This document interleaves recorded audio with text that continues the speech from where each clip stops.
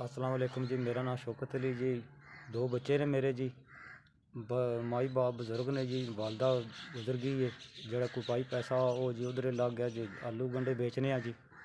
तो अगों हिम्मत नहीं पैंदी पी जी कोई सौदा पाने की जी। अगों सर्दियों का मौसम है, कोई दिहाड़ी नहीं लभदी जी। बड़े मजबूर हाँ। कईयां को आधार मंगया जी, कोई पैसा पाई नहीं लभदा पिया जी।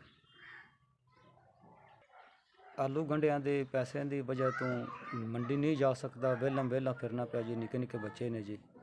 धुंदा का मौसम है, बहुत परेशान है इस गल तो जी। घर का जी निज़ाम बहुत गलत है जी। दाल रोटी भी नहीं पूरा पांदा जी, तो गुजारा बहुत मुश्किल हो रहा है।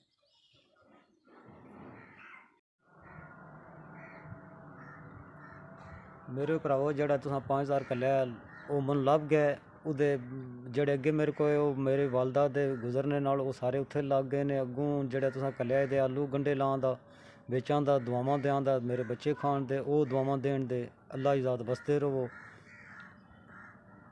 ਮੇਰੇ ਭਰਾਵੋ, ਤੁਸੀਂ ਜਿੰਦੇ ਰਹੋ ਵਸਦੇ ਰਹੋ। ਮੈਨੂੰ ਕੋਈ ਆਧਾਰ ਵੀ ਨਹੀਂ ਦਿੰਦਾ, ਆਖਦੇ ਕਿੱਥੋਂ ਦੇਣੇ ਤੂੰ, ਤੁਸਾਂ ਜਿਹੜਾ ਦਿੱਤਾ ਹੈ ਇਹਦੇ ਨਾਲ ਮੇਰਾ ਨਿਜ਼ਾਮ ਚੱਲ ਜਾਏਗਾ। ਅੱਲਾ ਦੀ ਜ਼ਾਤ ਵਸਦੇ ਰਹੋ, ਜਿੰਦੇ ਰਹੋ, ਅੱਲਾ ਚੋਖਾ ਦੇ ਜੇ। मेरे भरावो मैं गरीब बंदा, मैं दुआ तो सवा तुहानू के दे सकना है।